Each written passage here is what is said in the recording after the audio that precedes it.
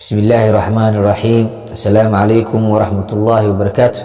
أردي كسو دوادا إنجليش جريد 8 بوك يا فصل كسيديداتك وأيانتان أو ندوستيسة ندو إلهي كرا لنقضى مانتا وحان دوبا يونت 2 خاصة بيجكا لواتن لوات عشر كيس دي وكسابسن language practice براتيجرينتا لغة language واللغة practice نو براتيجرين qaybtan waxaa loogu talagalay oo language practice kala dhaho in wax ka tirsan grammarka la soo qaato saas lagu barati gareeyo haduu ilaahay karaal noqdo maanta waxaa arkaynaa using isticmaalida in spite of ereyga in spite of ereygan in spite of waa preposition waa meeleye ereygaasaan arkaynaa an iyo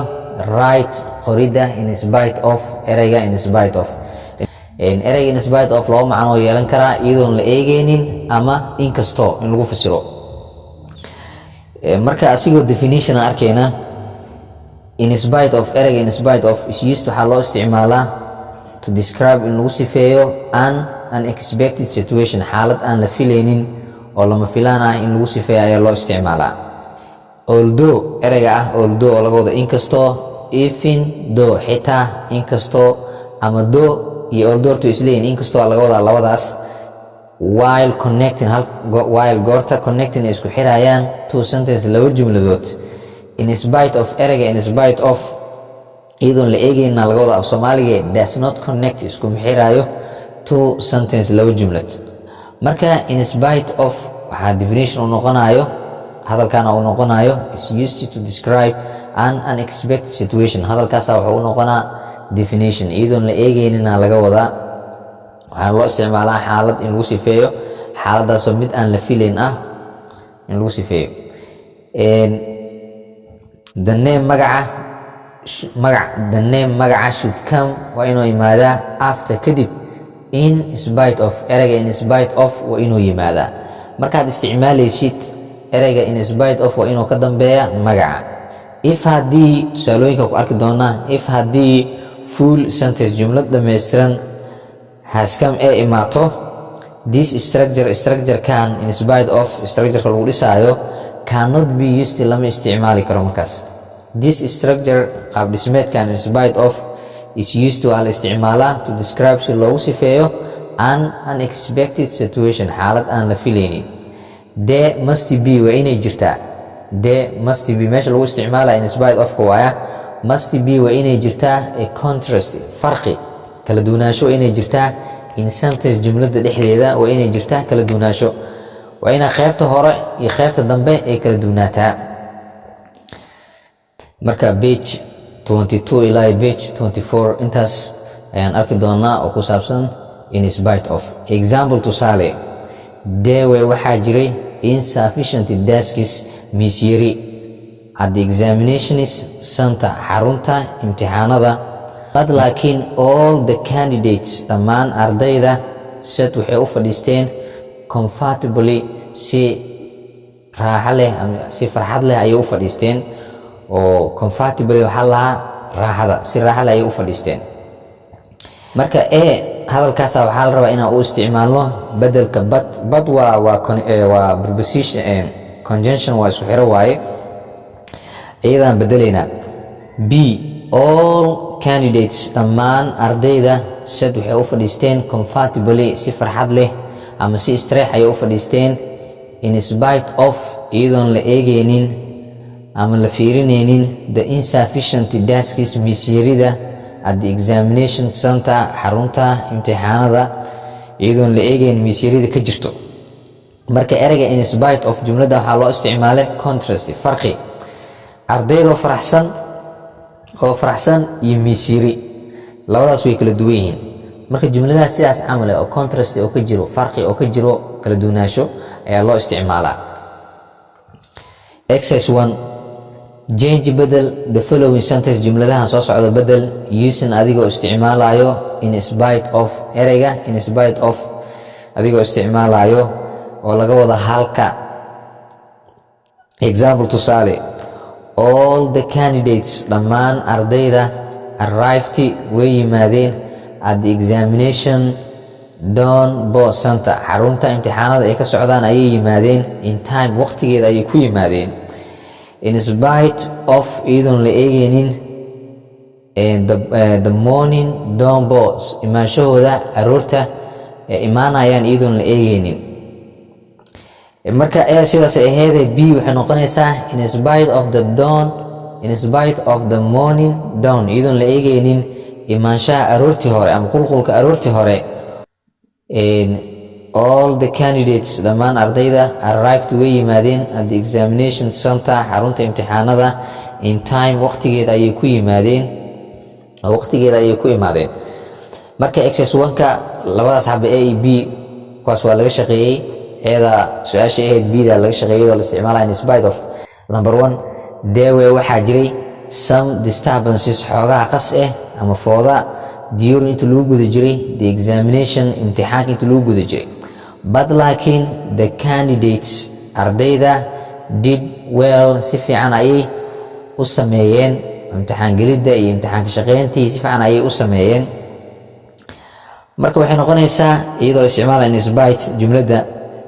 in spite of the candidates iyadoon la eegaynin ardayda did well sida fiican ay u sameeyeen imtixaanka iyadoon la eegaynin.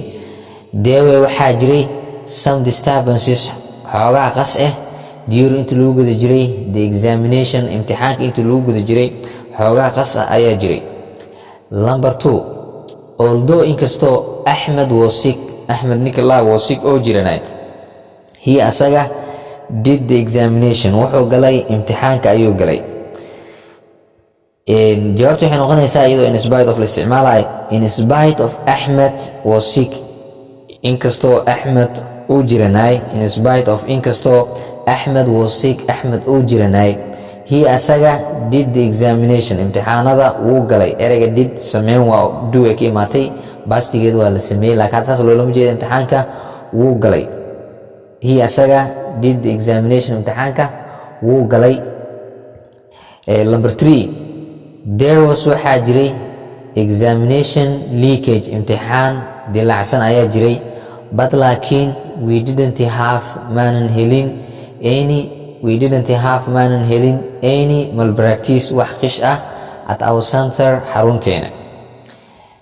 Number 3 waxay noqonaysaa there was waxaa jiray examination leakage imtixaan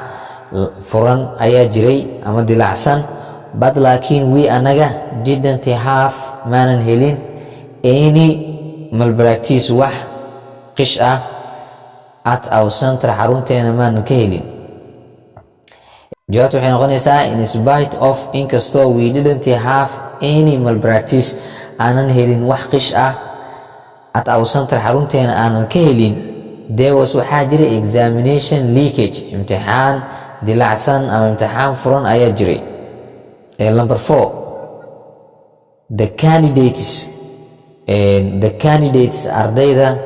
way punctual waxay ahaayeen kuwo waqtigooda ku yimaaday, but laakiin the examination imtixaanka started wuxuu bilowday late xilli dambe ayuu bilowday. Marka jawaabtu waxay noqonaysaa in spite of the examination inkastoo imtixaanada started ay bilowdeen late xilli dambe ama waqti dambe ay bilowdeen, the candidates ardayda way punctual waxay ahaayeen kuwo waqtigooda ku yimid ayay ahaayeen kuwo waqtigooda ku imaaday. Number 5 we anaga revised waan muraajaceynay very hard si adag ayaa u muraajaceynay, but laakiin we didn't pass maanan baasin the examination imtixaanka maanan baasin. jawaabtu waxay noqonaysaa marka in spite of inkastoo we didn't pass aanan baasin aanan gudbina laga wadaa the examination imtixaanka, we anaga revised waan muraajaceynay very hard si adag ayaa u muraajaceynay imtixaanka. Exercise 2 complete dhamaystir the sentence jumladaha beginning adigoo ka bilaabayo in spite of adigoo ka bilaabayo oo laga wada inkastoo. Number 1 in spite of candidates inkastoo ardayda fondi ay heleen some numbers nambarada qaar quite difficulty inay yara adag yihiin, they iyaga did way sameeyeen they best karaankooda way sameeyeen waxa ugu fiican ay sameyn karaan macnaha way sameeyeen. Number 2 in spite of Amino inkastoo Amino did not complete aynan dhammaystirin her examination imtixaankeeda aysan dhammaystirin, she iyada way bastay the exam imtixaanka. Number 3, in spite of the Scott inkastoo the Scott kooxda oo imtixaanada let ay ogolaadeen the examination imtixaanka start inuu bilowdo, inkastay ogolaadeen, we anaga did not start maanan bilaabin the examination imtixaanka maanan bilaabin. Marka lambar 4 waxay noqonaysaa in spite of inkastoo we finished aan dhameynay the math paper warqadda xisaabta aan dhameynay early enough xilli hore aan dhameynay. enough waxaa la ku filnaansho, macnaha xilli hore ku filnaansho ay nagu filan tahay aan dhameynay. we anaga left waxaan ka tagnay some qaar difficult questions oo ah su'aalo adag ayaan ka tagnay. Marka lambar 5 waxay noqonaysaa in spite of inkastoo the candidates ardayda way come ay deganaayeen their exam imtixaankooda was hard wuu adkaay. Exercise 3, write qor 5 of your own sentences, 5 jumladood oo jumladahaaga ah qor by using adigoo isticmaalayo in spite of adigoo isticmaalayo. Number 1, in spite of inkastoo completing oo dhammaystiranayo his master's degree shahaadadiisa master degree-ga oo dhammaystiranayo, he asaga could not find it muusan heli karin a quality job shaqo tayo leh muusan heli karin. Number 3, in spite of iyadoon la eegaynin ama iyadoon la fiirinaynin his brilliant intelligence caqligiisa fiican iyadoon la eegaynin the lecture notice noodadka lecture-ka khudbadda noodadkeeda qoraalada oo ka sameeyey macnaha khudbadda are very bad aad ayay u xun yihiin. Number 4, they iyaga way aadeen ama way baxeen in spite of the rain roobka iyadoon la eegaynin ama la fiirinaynin ayay tageen. Number 5, they iyaga helped them iyaga way caawiyeen in spite of the difficulty iyadoon la eegaynin dhibaatada iyadoon la eegaynin ayay caawiyeen. maanta duu ilahay karaan noqdo halkaas ayaan ku simeynaa. intaa ku kulmayna cashirka xigo waa macalin xasan oo idin leh. Asalaamu calaykum waraxmatullaahi wabarakaatu.